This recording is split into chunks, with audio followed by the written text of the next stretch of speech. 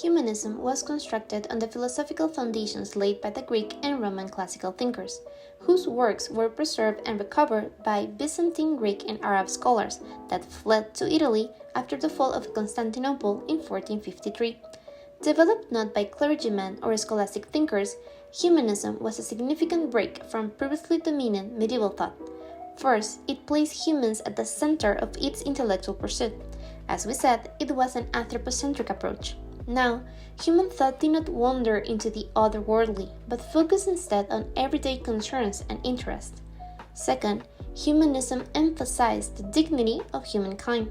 As human thought detached itself from the ecclesiastical constraints of before and placed humanity at the center of its intellectual concerns, it exalted human potential and then came to recognize an inherent value within each individual, or their dignity.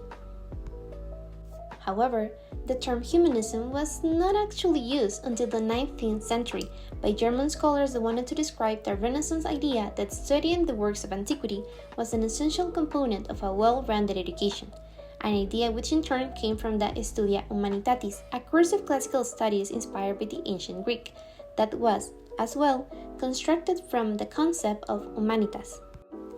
Humanitas meant the development of human virtue in all its forms to its fullest extent. This call for virtue encompassed not only understanding, benevolence, or mercy, but also called for assertive human qualities such as fortitude, eloquence, and the love of honor. That's why a true humanist man could never be a silent witness to life, but he had to also be a participant. Hence, the goal of such balanced virtue was, at its roots, entirely political.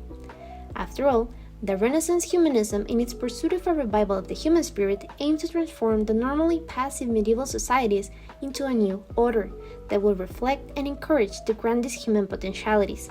Thus, the true goal of Renaissance humanism was to encourage the development of humanitas within the individual, so they could then transfer it into society at large.